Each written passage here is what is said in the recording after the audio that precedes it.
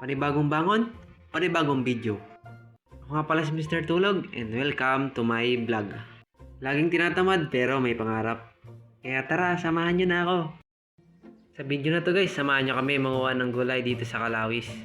Oo nga pala guys, ito nga pala si Pupoy, bago natin tropa. Taga dito lang din yan sa lugar namin. Bago nga tayo makarating doon sa pupunta natin guys, dadaan muna tayo dito sa malinaw na tubig na to. At dito may nakita tayong buko, ang daming bunga. Sabi ko mamaya pagbalik daan tayo yan, kuha tayo.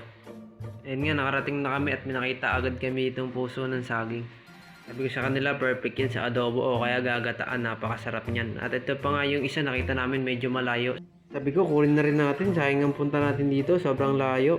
Comment nga kayo dyan guys kung anong magandang luto dito sa puso. Lulutuin namin bukas. Dito nga pala may puno ng buho. Meron din dito ang ampalaya ligaw, sarap nito guys.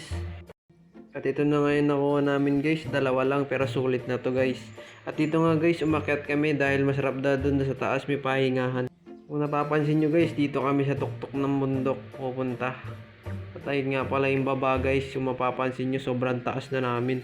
Napakasarap pala sa lugar na to guys, napakapayapa ng lugar.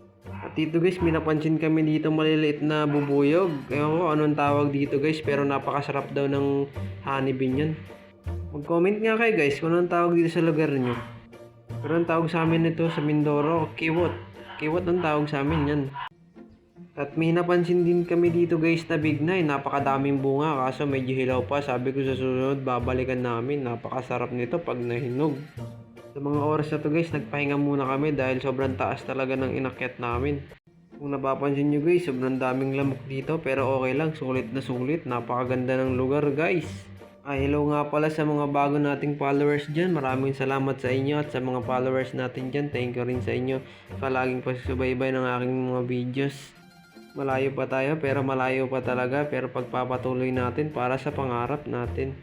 Sa mga bago kong viewers dyan guys, baka pwedeng patulong naman. Pa-like and share naman yung mga video ko guys. At pa-follow na rin yung mismo kong page. Maraming salamat. Balik na po tayo dito guys. Bali nga pala dito guys, kumuha kami ng buko.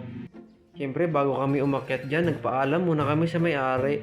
Masarap talaga tumira dito sa probinsya, lalo na't masipag ka, may ulam ka na, may prutas ka pa.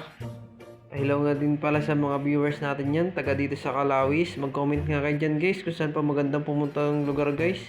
Samahan nyo ako. At pangarap ko rin pala guys, malibot tong buong Pilipinas.